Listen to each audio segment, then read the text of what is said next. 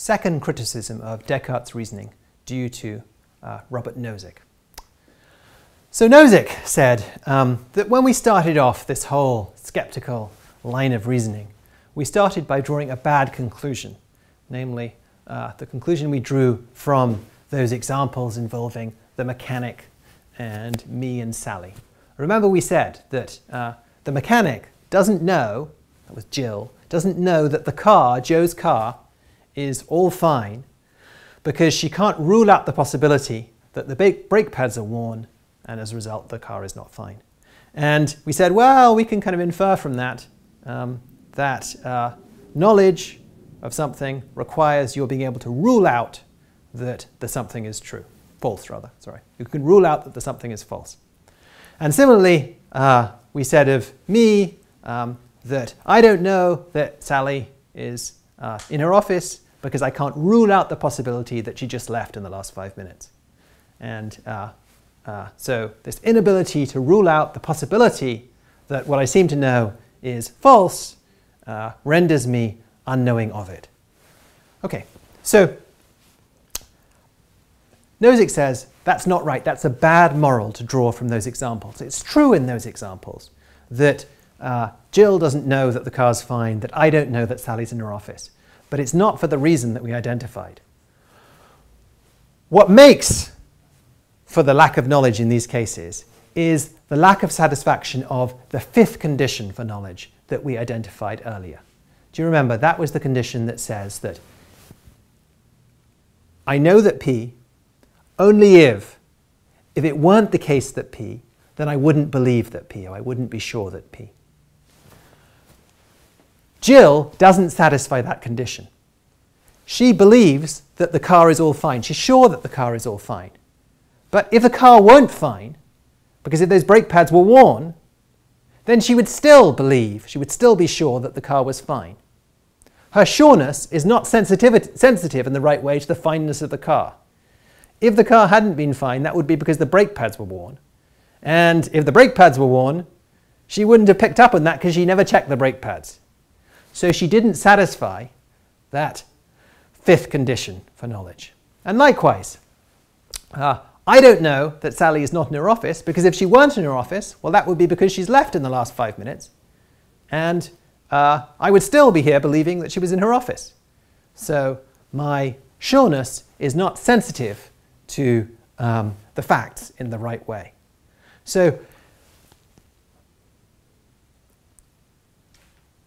we shouldn't insist that knowledge requires ruling out the possibility that you're wrong.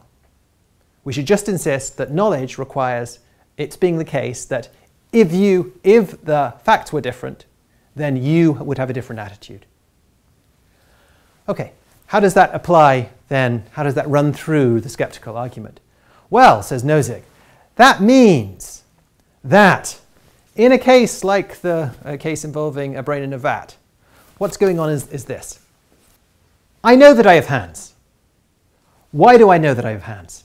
Well, because I'm justifiably extremely confident that I have hands. I mean, I have hands. I'm justifiably very confident of that.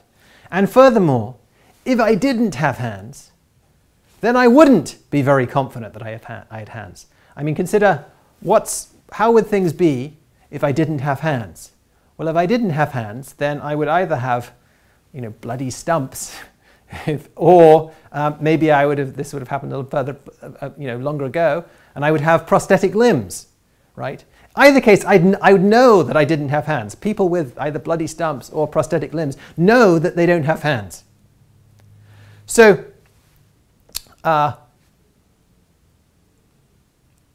if the facts were different, my attitude would be different. Now, the brain in a vat is a little bit different. I don't know that I'm not a brain in a vat because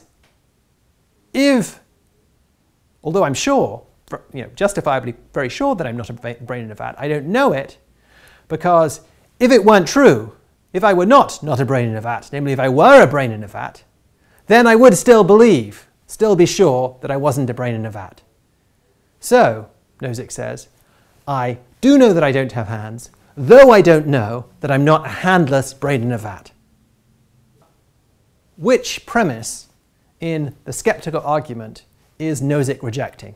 He's rejecting premise 3, the premise that knowledge is closed under known implicature.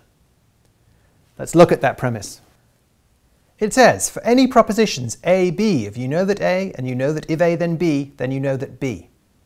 Nozick says no. These cases show that that principle is wrong. You know that you have hands, and you know that if you have hands, then you're not a handless brain in a vat. But you don't know that you're not a handless brain in a vat.